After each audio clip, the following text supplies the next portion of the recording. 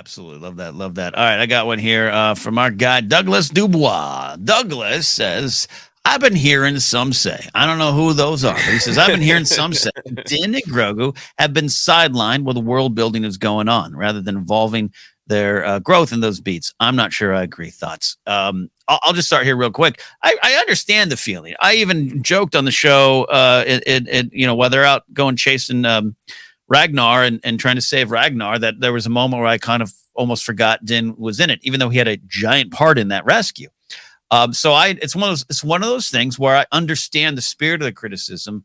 I just think when you drill down on it, I don't necessarily agree with it. Doesn't mean you're wrong. Doesn't mean I'm right. I don't necessarily agree with it.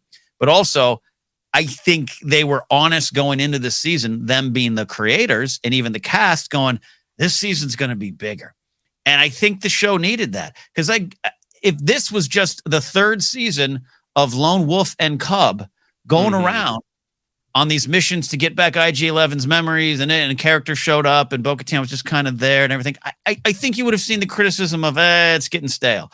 And so the show's like, yeah, we're getting bigger and better. Rebels did that. Clone Wars did that. TV shows do that, right? And even some grand scale TV shows start with this little, and then it grows and grows. So I think they're still a key part of it. Din is very much, he's the one going, we got to go save my buddy. Grogu is kicking ass in dark games and clearly he's got something ahead of him. Armor sees it.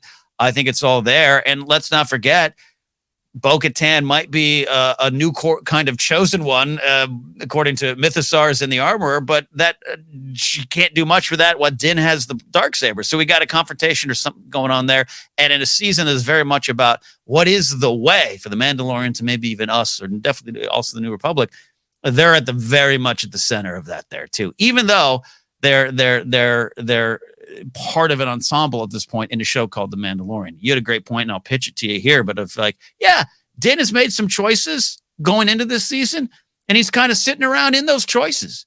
He still has more to make. Just right now, he's not moving there.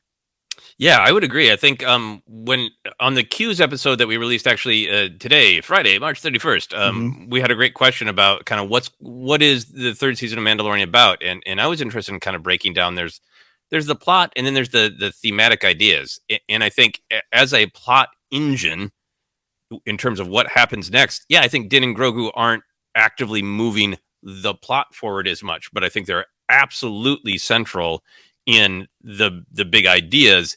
And I think they are also changing in being pushed. I think things are happening with them. In particular, I think Grogu is being asked to make the active choice, not just to be with his dad, who makes him feel safe, but does he want to be a Mandalorian? And if so, that means facing his trauma, which is also kind of what Luke asked him too. So Grogu's in this really interesting position of where you kind of just want to be in stasis and feel safe. Very relatable. But in order to move forward at all, everywhere you go, anybody who's going to care for you or care about you is going to push you to move forward, which you can't do without facing your trauma, which is part of the reason I love the Foundling. So big thing going on with Grogu.